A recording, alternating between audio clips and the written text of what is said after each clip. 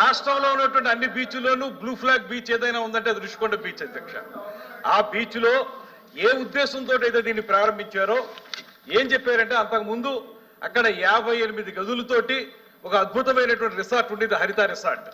హరిత రిసార్ట్ మనకి ఆంధ్రప్రదేశ్ లో ఉన్నటువంటి అన్ని రిసార్ట్స్ కంటే కూడా బెటర్ ఇన్కమ్ ఇచ్చినటువంటి రిసార్ట్స్.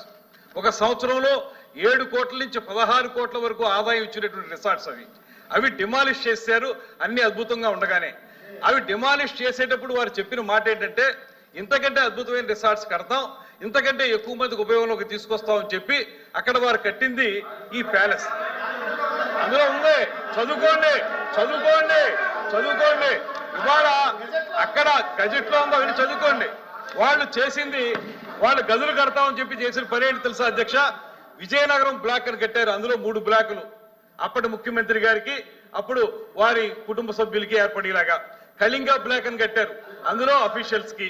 అదేవిధంగా గల్బది బ్లాక్ అని కట్టారు. దాని తర్వాత వేంగి బ్లాక్ అని కట్టారు. ఇవన్నీ కూడా 7 బ్లాకులు కట్టి 7 బ్లాకుల్లో మొత్తం అన్ని కలిపి మనకు రూములలో వేడే. మేము ప్రత్యక్షంగా చూసాం.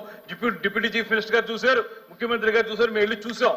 వీళ్ళు చెప్పిన మాట వాళ్ళు ఆ రోజున అప్లికేషన్ పెట్టినప్పుడు, అప్లికేషన్ విని సావధానంగా వినండి. ఇప్పుడు అప్లికేషన్ పెట్టినప్పుడు వారు చెప్పిన మాట దీన్ని బెటర్ రిసార్ట్ గా చేస్తామని చెప్పి చివరిలో ఒక జీవో ఇచ్చారు అధ్యక్ష. ఆ జీవో ఇచ్చినప్పుడు దీన్ని ముఖ్యమంత్రి గారి యొక్క నివాసం కోసం జీవో నెంబర్ కూడా చెప్పాను. కమాన్ రండి తీసుకుందాం. జీవో నెంబర్ లో చెప్పింది ముఖ్యమంత్రి గారికి నివాసం కోసం, క్యాంప్ ఆఫీస్ కోసం కట్టుకుంటామని చెప్పారు. అదే విధంగా మంత్రులు ఎవరైనా అక్కడికి వచ్చినప్పుడు ఉండడానికి కడతామని చెప్పారు. వచ్చిన ఒరిజినల్ అప్లికేషన్ లో ఏం చెప్పారు? మేము మంచి రిసార్ట్స్ కడతాం, ఇంతకంటే అద్భుతంగా చేస్తామని చెప్పి ఈ రకంగా చేశారు.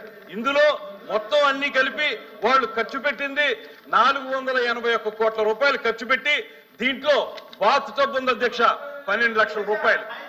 అవి మొత్తం మీరు తీసుకుంటే లోపలికి వెళితే ఇంద్రభవనం అధ్యక్ష, ఇంద్రభవనం.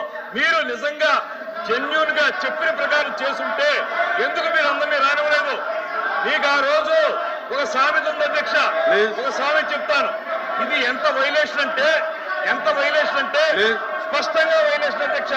మీరు జీవో నంబర్ ఇస్తాను మీకు, వాళ్ళు పెట్టిన అప్లికేషన్ మీ టేబుల్ మీద పెడతాను. ఆ అప్లికేషన్ కానీ జీవో నెంబర్ కానీ చూడండి, ఎక్కడా కూడా పొంతం లేదు.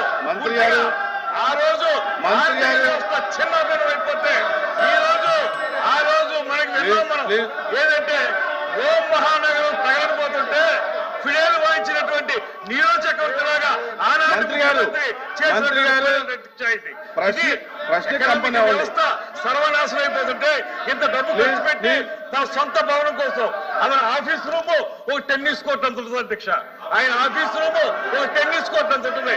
ఇవన్నీ ఖర్చు పెట్టి ఎవరి డబ్బులు, ప్రజా డబ్బుల్ని ఇలా మోసం, ఇంకా సిగ్గు లేకుండా ఏ రకంగా మాట్లాడతారు, ఏ రకంగా అడుగుతారు వీళ్ళు, ఏ రకంగా ప్రశ్నిస్తారు?